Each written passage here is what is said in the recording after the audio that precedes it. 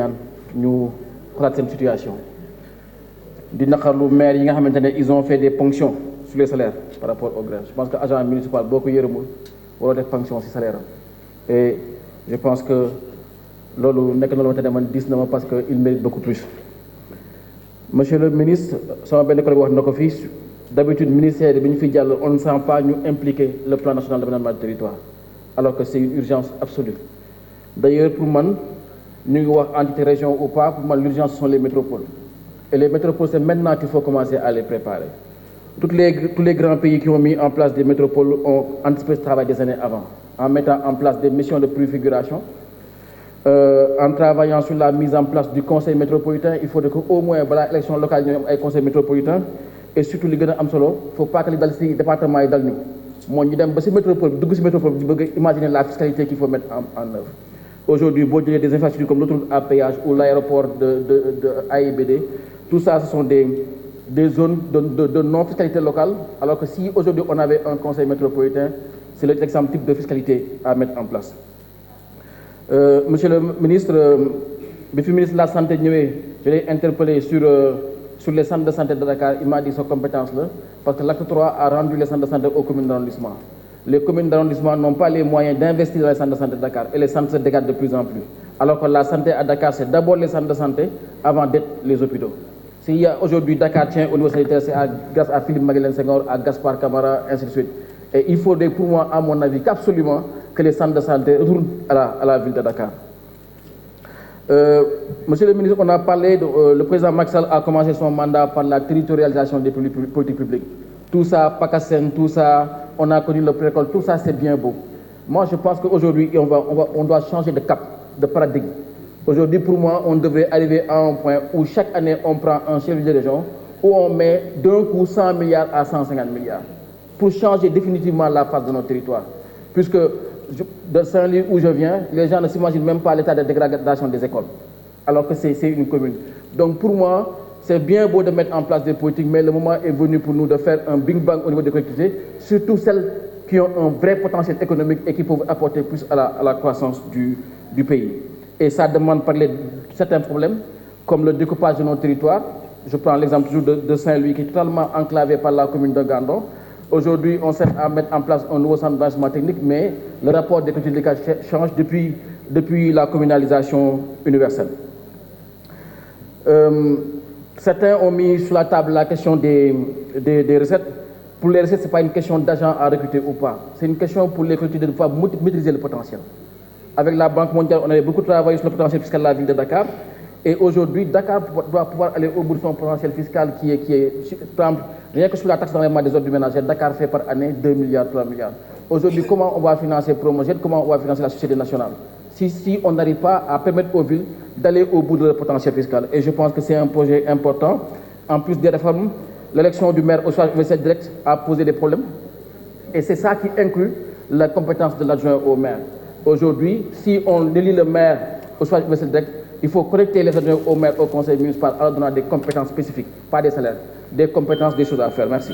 Merci, cher collègue. La parole est à notre collègue Khady Dieye. Khady Dieye absente. Ibrahima Diop. Abdoulaye Diouf Sarr se prépare.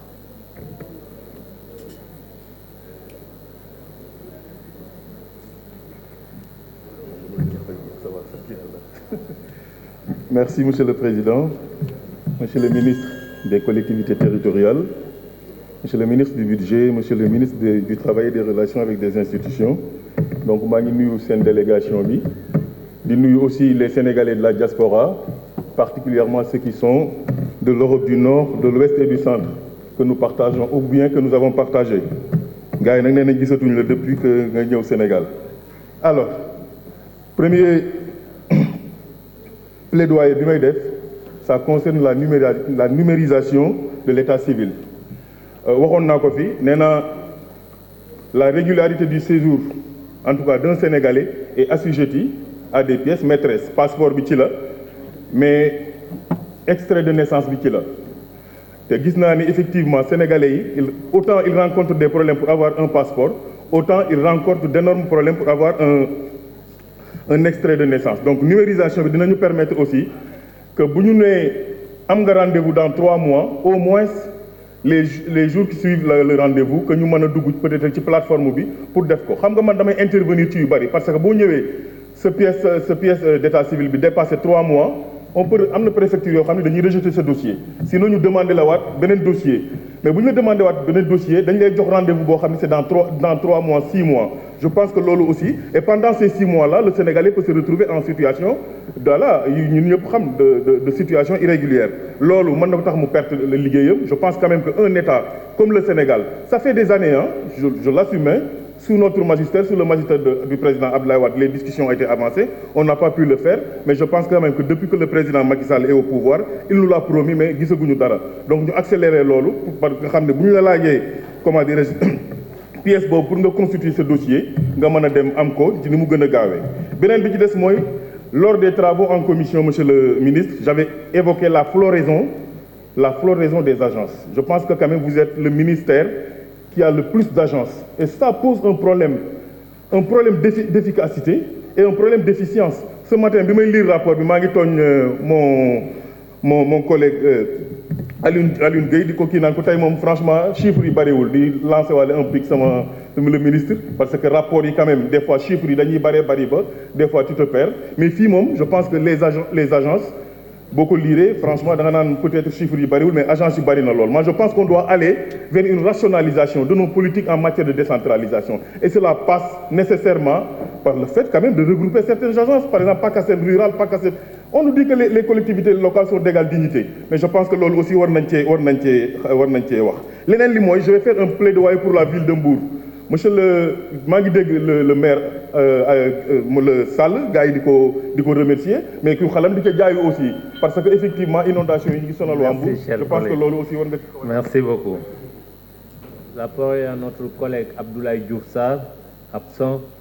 Alioune Gueye, vous avez la parole.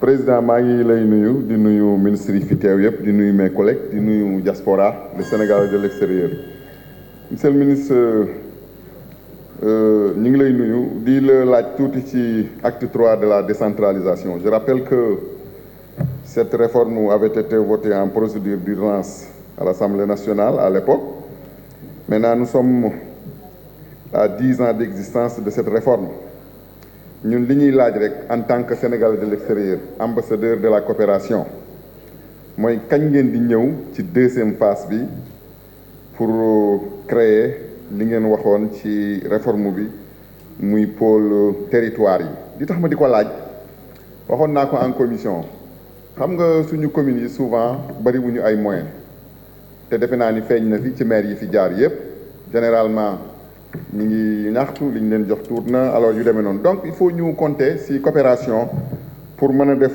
développement wu certaines localités te ñun tey suñu demoon di waxtaan ak ay régions yu mag en Europe comme Île-de-France région Lombardie wala yeneen dëkk yu mag wax dëgg yàlla mënoo wax ak ñoom di leen boole ak un conseil départemental boo xam ne nii siège sax amu ko te am na fi bari na fi trop ay conseil départemental yoo xam ne nii waxuma sax seen mission lan la wala yooyu parce que yooyu leneen la mais quand même siège sax amuñu ko donc loolu moo tax ñu leen di soññi pour que deuxième phase boobu ngeen wax évidemment wax ngeen ci document bi ni def ngeen évaluation acte 3 de la décentralisation donc raison pour laquelle que war nañu accélérer la deuxième phase pour mettre sur pied pôle territoire yooyu ngeen wax beneen bi mooy lire nañ ci dossier bi ngeen wax métropole internationale et régionale ñu gën ko leeral ba ñu xam loolu lan la ndax collectivité la wala lan la bi ci des muy monsieur le ministre des finances et du budget la fiscalité locale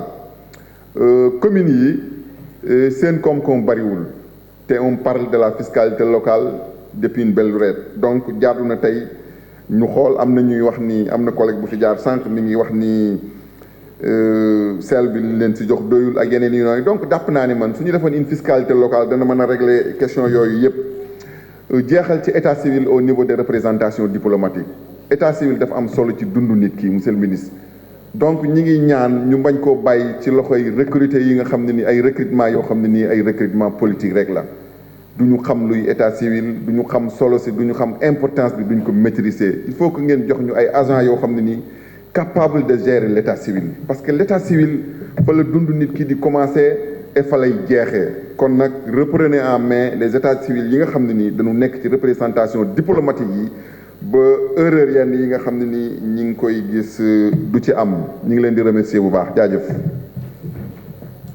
Merci, cher collègue. Malik Kabé, vous avez la parole. Abdou Mbow se prépare.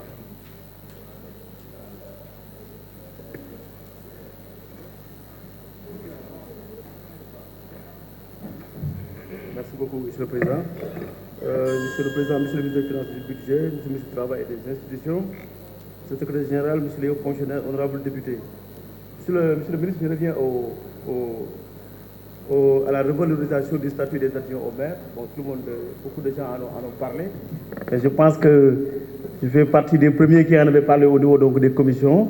Le relèvement des indemnités de session des adjoints au maire et l'allocation des indemnités de session aussi aux conseillers. Parce que l'article 100 en parle, mais jusqu'à présent, ce n'est pas encore mis en œuvre.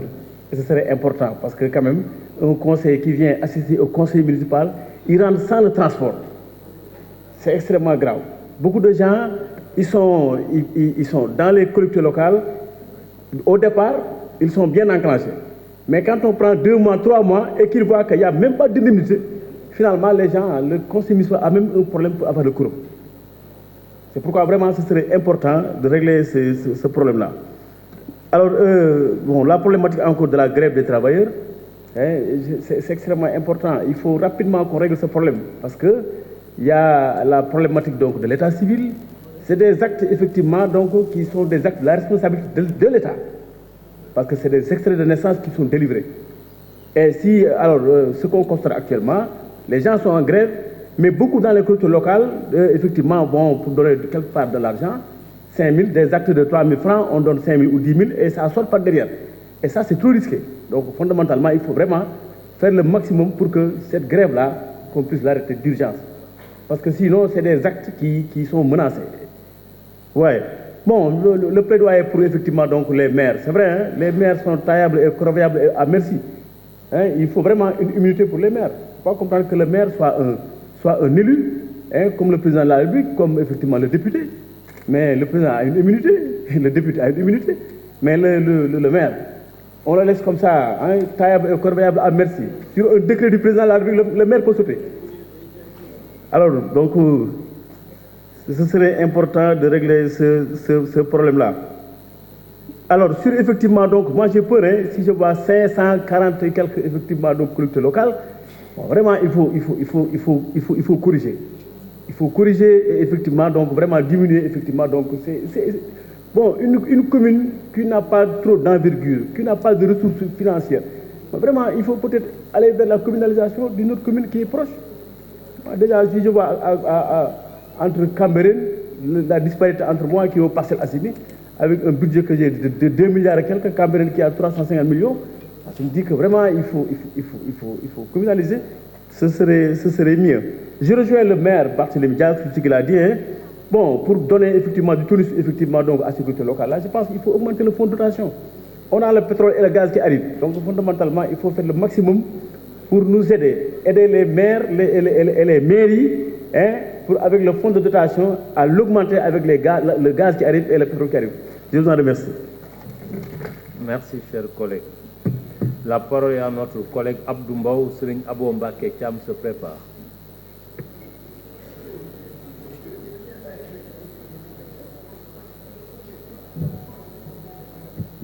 Monsieur le Président, Monsieur le ministre des collectivités territoriales, Monsieur le ministre des Finances, Mesdames, Messieurs les collaborateurs des ministres, mes très chers collègues. Monsieur le ministre, je voudrais vous saluer, vous encourager et je sais que vous serez à l'aise dans ce que vous êtes en train de faire parce que vous le connaissez. Vous faites partie des gens qui ont conçu le Yoonu Yokkute parce que je disais tout à l'heure à Grand Sanoudjon que si les 2 personnes qui ont installé le parti depuis 2009 en France, c'est Grand Petit nom que je ne veux pas Dir que vous connaissez bien, et Tamsir Faye. C'est les deux personnes qui ont installé le parti en France. Et depuis l'avènement du président à la tête du pays, vous avez été ministre de la formation professionnelle, vous avez été ministre de l'Éducation nationale, et aujourd'hui vous êtes ministre des collectivités territoriales. Donc je comprends que vous devez être à l'aise parce que vous connaissez la vision du chef de l'État. Monsieur le ministre, je voudrais vous saluer. Mais dire que vous avez un ministère important, parce que les collectivités territoriales, pour réussir d'abord, il faut une vision. Et la vision, on l'a matérialisée par des projets de loi qu'on a votés ici. Et j'en veux pour preuve, en parlant de l'aménagement du territoire, il y a un plan national de développement du territoire. Je salue mon ami et frère Djigo, avec la loi d'orientation sur l'aménagement et le développement du territoire qui ont été votées ici. C'est pourquoi je voudrais vous poser la question de savoir, monsieur le ministre, avec cela et la cartographie des zones qui ont problème, où est-ce que vous en êtes? Parce qu'on vous avait posé la question en commission et on voudrait savoir où est-ce que vous en êtes quand vous avez cartographié les zones aujourd'hui à problème. Les maires ont plaidé pour les municipalités, mais je dis que ce n'est pas pour les maires, mais c'est pour les populations. Parce qu'un maire, il travaille pour les populations. C'est vrai que je ne suis pas maire, mais depuis 15 ans, je suis conseiller municipal et j'ai été pendant 7 ans conseiller départemental. Je comprends exactement comment fonctionnent les conseils municipaux, mais il y a énormément de difficultés parce qu'ils ont des problèmes de moyens. Mais cela, monsieur le ministre, je pense que c'est vrai qu'il y a des compétences transférées et quand même, il faut reconnaître que le président de la République a énormément fait pour accompagner aujourd'hui les municipalités. Parce que d'abord, l'acte 3 de la décentralisation vient donner à toutes les communes du Sénégal pour qu'ils soient d'égale dignité. Parce qu'il n'y a plus, on parle de communes rurales, mais c'est des communes. Parce qu'on voit même aujourd'hui des communes rurales qui ont beaucoup plus de budget que certaines communes qui sont dans le département. Donc ça, je pense qu'on reconnaît les efforts du gouvernement. Mais je pense qu'aujourd'hui, qu'on devrait travailler à ce que, au niveau des différentes communes, qu'on essaie de voir avec les carrières et autres qui doivent payer dans cette mission, comment l'État doit accompagner pour que cela aussi puisse entrer dans le budget des municipalités pour qu'ils puissent quand même faire le travail convenablement. Et je pense que ça, c'est normal parce que les municipalités, ils sont de l'État, parce que c'est des démembrements de l'État. Donc l'État doit continuer à les accompagner parce qu'on sait la vision du président de la République par rapport à la décentralisation. Parce que les actes ont été posés, comme je l'ai dit, sur le plan législatif, on a voté des lois. Sur le plan de l'accompagnement des moyens, il y a eu énormément de structures aujourd'hui qui accompagnent ces municipalités-là. Je voudrais saluer le maire de Mbour, parce que dans ce cas aussi, lui, il a une structure qui fait un bon travail dans l'accompagnement de ces municipalités. Donc voilà un peu, monsieur le ministre, par rapport à la vision, ce que je voudrais dire. En disant encore une fois de plus, je voudrais vous encourager parce que vous venez d'arriver, c'est vrai, mais quand on a participé à la commission, on a compris que vous avez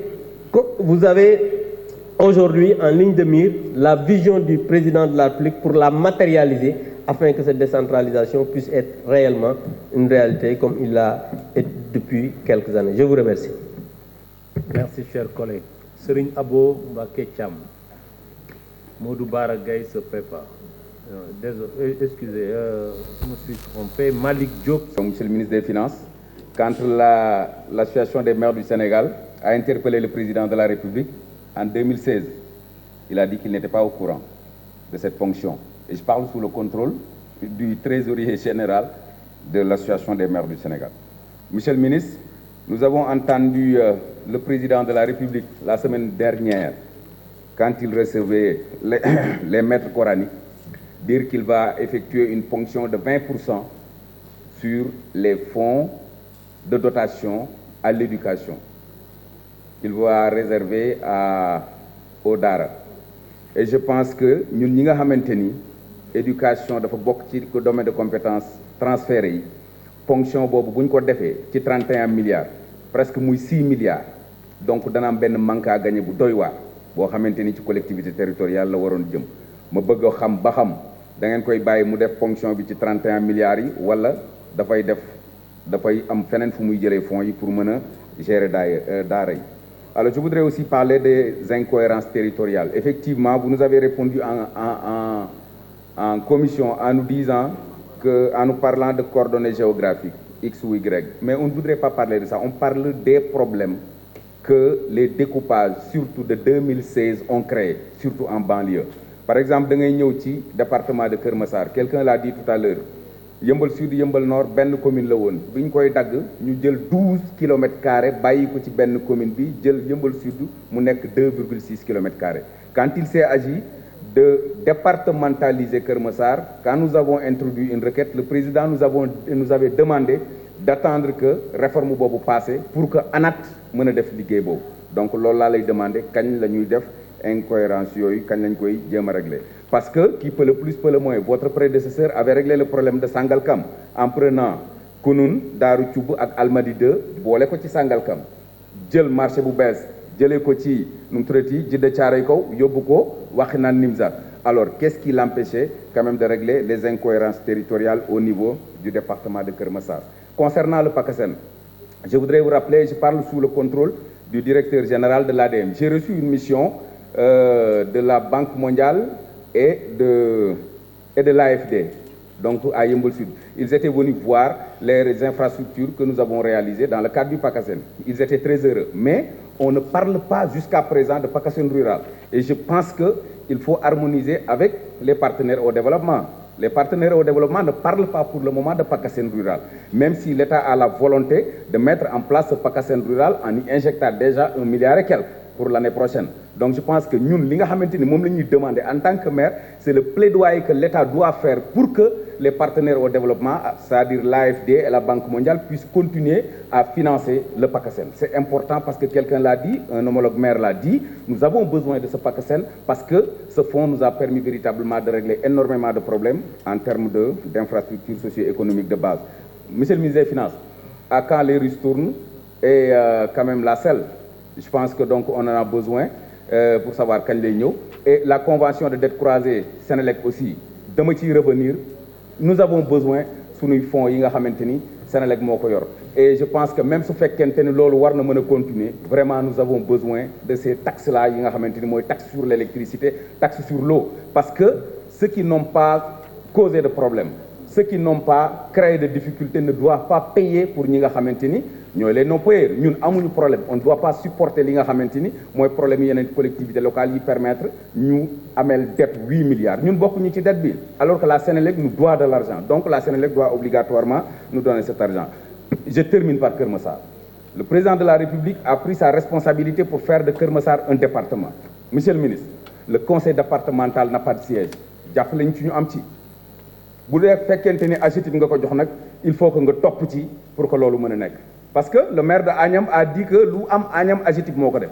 Et quelqu'un qui vous a précédé dans ce ministère m'avait mis en rapport à l'époque avec l'AGETIP pour ñu defaral ma sama collège. Ils n'ont pas voulu le faire, ñun ñoo ko mujj defaral suñu bopp.